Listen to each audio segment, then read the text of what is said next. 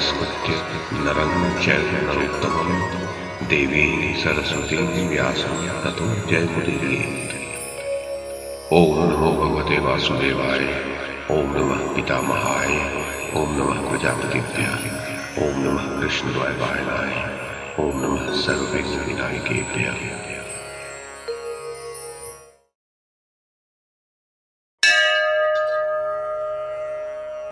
वैशंपायन जी कहते हैं, जन्मेजय, मार्कंडेय जी ने कहा, पांडुनंदन, एक समय मुनिवर तार्क्ष ने सरस्वती देवी से कुछ प्रश्न किया था। उसके उत्तर में सरस्वती ने जो कुछ कहा वह तुम्हें मैं सुनाता हूं, ध्यान देकर सुनो। तार्क्ष ने पूछा, भद्रे, इस संसार में मनुष्य का कल्याण करने वाली वस्तु क्या है? किस प्रकार आचरण करने से मनुष्य अपने धर्म से भ्रष्ट नहीं होता? देवी, तुम मुझसे इसका वर्णन करो, मैं तुम्हारी आज्ञा का पालन करूंगा। मेरा दृढ़ विश्वास है, तुमसे उपदेश ग्रहण करके मैं अपने धर्म से गिर नहीं सकता।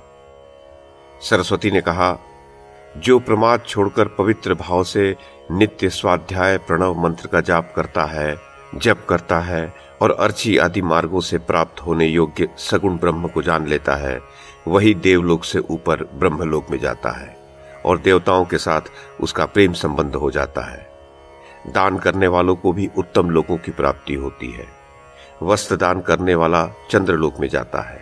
सुवर्ण दान देने वाला देवता होता है। जो अच्छे रंग की हो, सुगमता से दूध दुहवा लेती हो, अच्छे बछड़े देने वाली हो और बंधन तोड़कर भाग जाने वाली न हो, ऐसी गौ का जो लोग दान करते हैं, वे गौ के शरीर में जितने रोए हों उतने वर्षों तक परलोक में पुण्य फलों का उपभोग करते हैं। जो कपिला गौ को वस्त्र ओढ़ाकर उसके पास कांसी की दोहनी रखकर उसे द्रव्य, वस्त्र आदि एवं दक्षिणा के साथ दान करता है, उस दाता के पास वह गौ कामधेनु के रूप में उपस्थित होकर उसकी सारी कामनाएं पूर्ण करती है। गोदान करने वाला मनुष्य अपने पुत्र पौत्र आदि 7 पीढ़ियों का नरक से उद्धार करता है। काम, क्रोध आदि दानवों के चंगुल में फंसकर घोर अज्ञान अंधकार से परिपूर्ण नरक में गिरते हुए प्राणी को वह गोदान उसी भांति बचा लेता है जैसे वायु के सहारे चलती हुई नाव समुद्र में डूबते हुए मनुष्य को। ब्राह्म विवाह की विधि से कन्यादान करने वाला, ब्राह्मण को पृथ्वी दान देने वाला और शास्त्रीय विधि के अनुसार अन्य वस्तुओं का दान करने वाला मनुष्य इंद्रलोक में जाता है। जो सदाचारी रहकर नियम पूर्वक 7 वर्षों तक प्रज्वलित अग्नि में हवन करता है, वह अपने पुण्य कर्मों से अपनी 7 ऊपर की और 7 नीचे की पीढ़ियों का उद्धार कर देता है। तार्क्ष ने पूछा, देवी, अग्निहोत्र के प्राचीन नियम क्या हैं?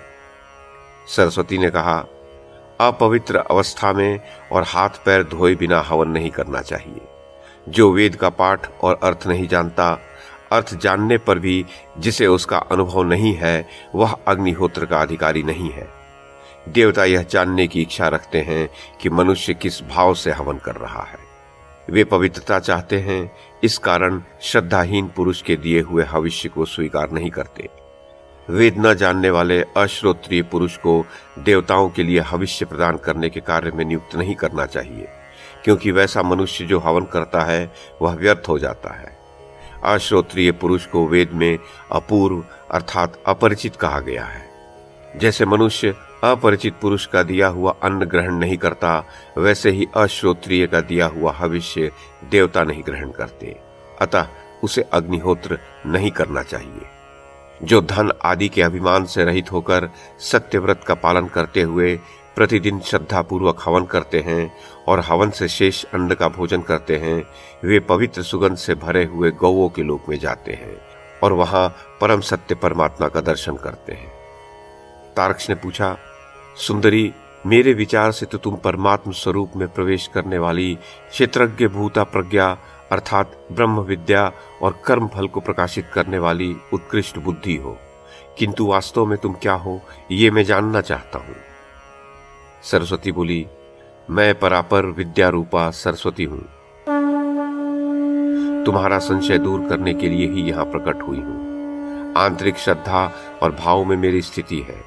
जहां श्रद्धा और भाव हो वहीं मैं प्रकट होती हूं। तुम निकट हो, इसी कारण से मैंने तुमसे इन तात्विक विषयों का यथावत वर्णन किया है। तार्क्ष ने पूछा, देवी, जिसे परम कल्याण स्वरूप मानते हुए मुनिजन इंद्रियों का निग्रह आदि करते हैं तथा जिस परम मोक्ष स्वरूप में धीर पुरुष प्रवेश करते हैं, उस शोक रहित परम मोक्ष पद का वर्णन करो। क्योंकि जिस परम मोक्ष पद को सांख्य योगी और कर्मयोगी जानते हैं, उस सनातन मोक्ष तत्व को मैं नहीं जानता। सरस्वती बोली, स्वाध्याय रूप योग में लगे हुए तथा तप को ही धन मानने वाले योगी व्रत, पुण्य और योग के साधनों से जिस परम पद को प्राप्त कर शोक रहित हो मुक्त हो जाते हैं, वही परात्पर सनातन ब्रह्म है। वेद वेदता उसी परम पद को प्राप्त होते हैं। उस परम ब्रह्म में ब्रह्मांड रूपी एक विशाल बेंत का वृक्ष है। वह भोग स्थान रूपी अत्यंत शाखाओं से युक्त तथा शब्द आदि विषय रूपी पवित्र सुगंध से संपन्न है। उस ब्रह्मांड रूपी वृक्ष का मूल अविद्या है। अविद्या रूपी मूल से भोग वासनामयी निरंतर बहने वाली अनंत नदियां उत्पन्न होती हैं। वे नदियां ऊपर से तो रमणीय पवित्र सुगंध वाली प्रतीत होती हैं तथा मधु के समान मधुर एवं जल के समान तृप्ति करने वाले विषयों को बहाया करती हैं, परंतु वास्तव में वे सब भुने हुए जौ के समान फल देने में असमर्थ, पुओं के समान अनेक छिद्रों वाली, हिंसा करने से मिल सकने वाली अर्थात मांस के समान अपवित्र, सूखे शाक के समान सार रहित और खीर के समान रुचिकर लगने वाली होने पर भी कीचड़ के समान चित्त में मलिनता उत्पन्न करने वाली है। बालू के कणों के समान परस्पर विलग एवं ब्रह्मांड रूपी बेंत के वृक्ष की शाखाओं में बहने वाली है। मुने, इंद्र, अग्नि और पवन आदि देवता मरुदगणों के साथ जिस ब्रह्म को प्राप्त करने के लिए यज्ञों द्वारा जिसका पूजन करते हैं, वो मेरा परम पद है।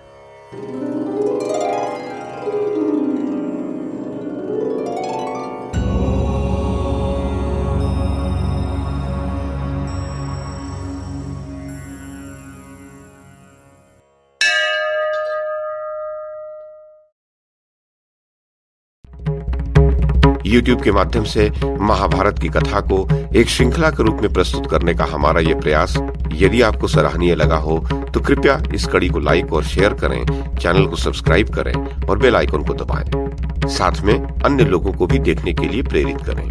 धन्यवाद और नमस्कार।